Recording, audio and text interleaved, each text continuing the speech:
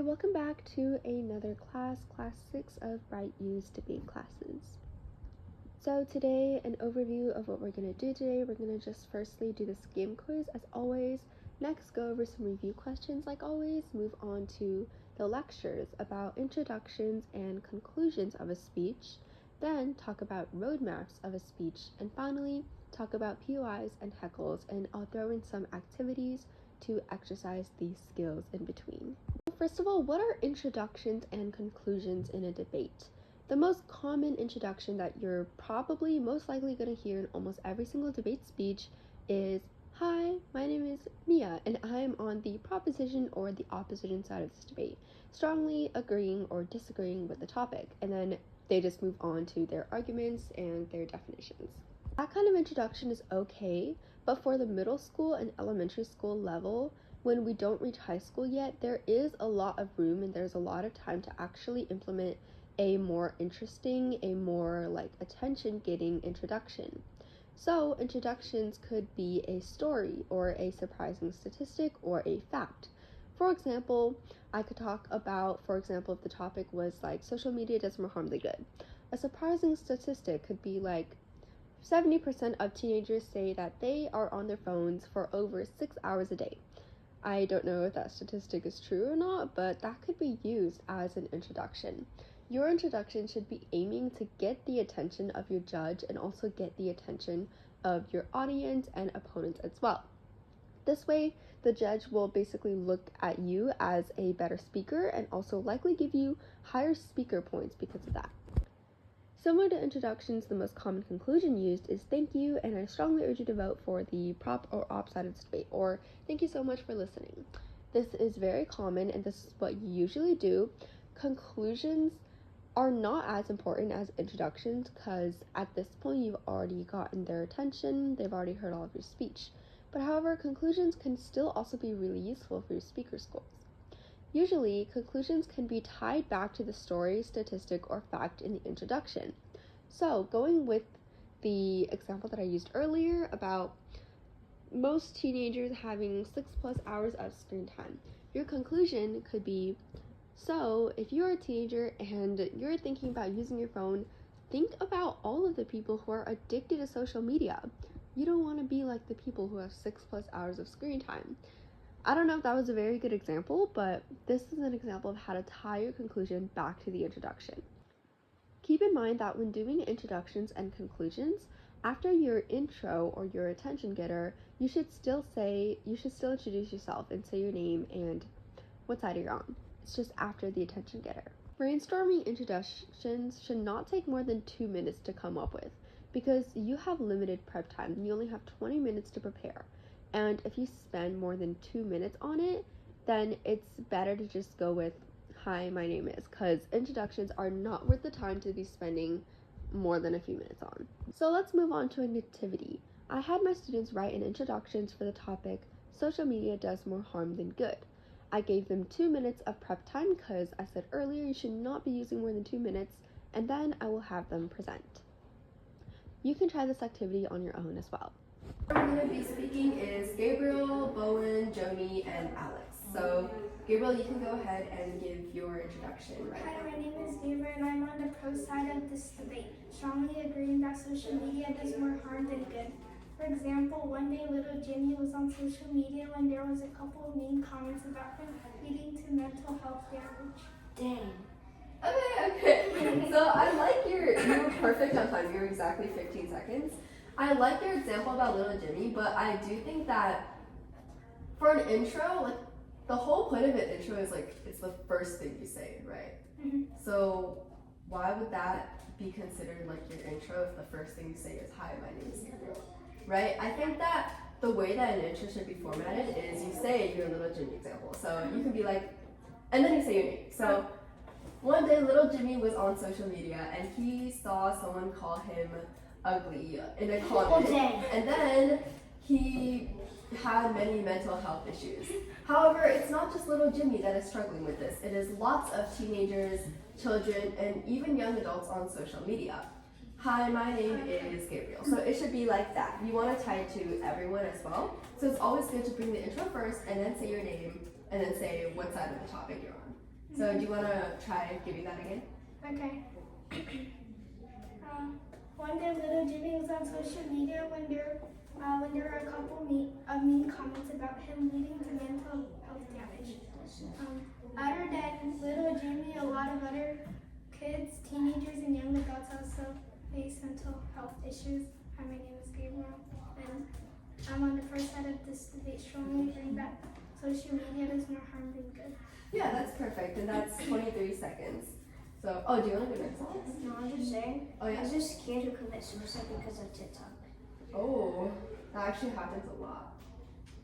Yeah. So, Bowen, you wanted to go next? Okay, go ahead. One day, a boy called Little Timmy started watching social media. He liked it so much he would not do anything else. His homework was left undone and he got very mad. However, many teenagers also get very bad grades because they would not do anything else except social media. Hello, my name is Bowen. Okay,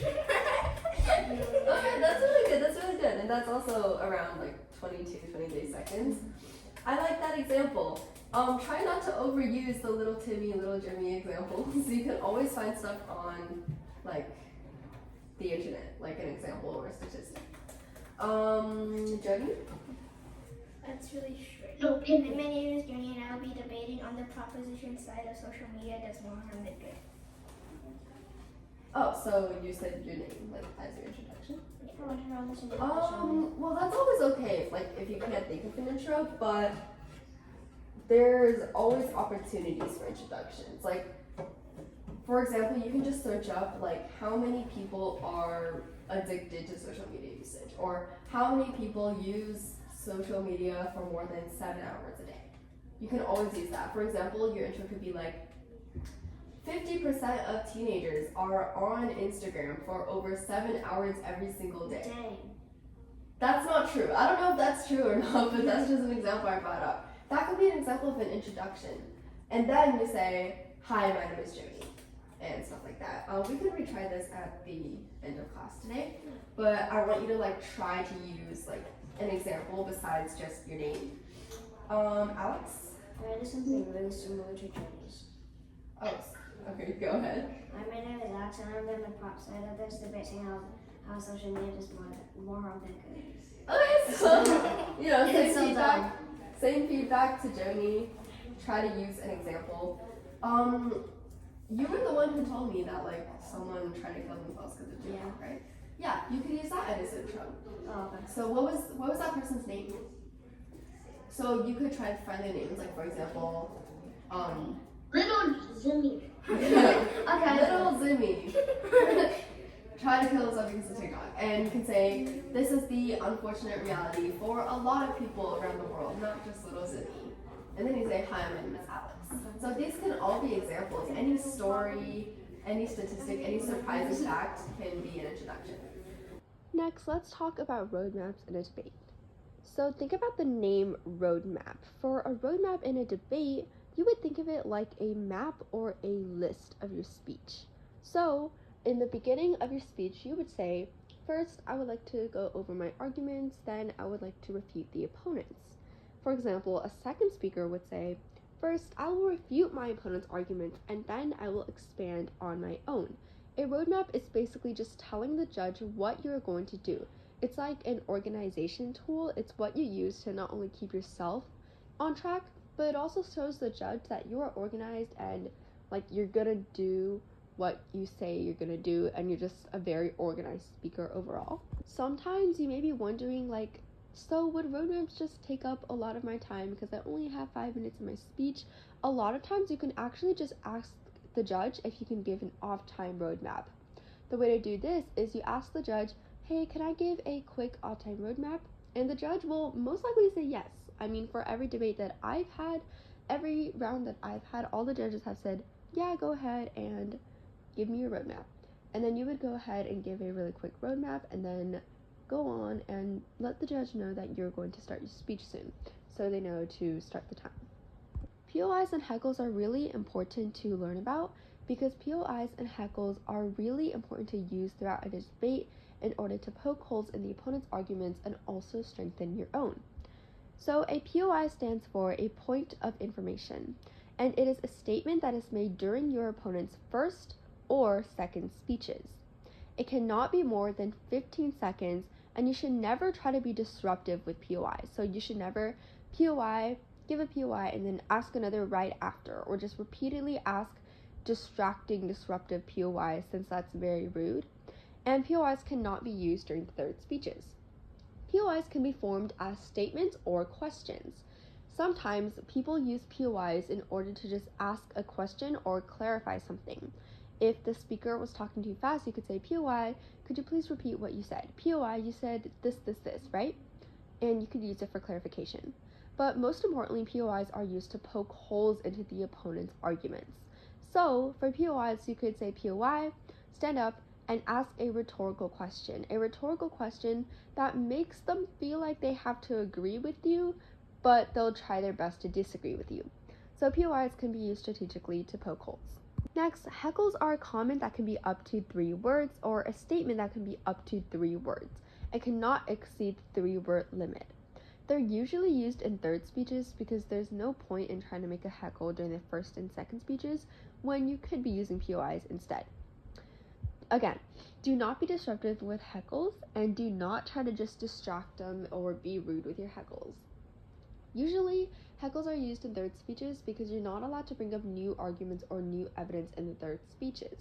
So, if the opponent does bring up a new argument, you can heckle new evidence or new argument to let the judge know that, yeah, this is a new point, this should not be on your flow, do not count this. In a situation where your opponent is being disruptive about POIs or heckles, you can simply say no to taking a POI. You don't have to take a POI. You could say no thank you, or you could say after I make this point if you want to take it later, or you could say I'll take POIs at the end of my speech if you just want to get your speech done with and then answer questions.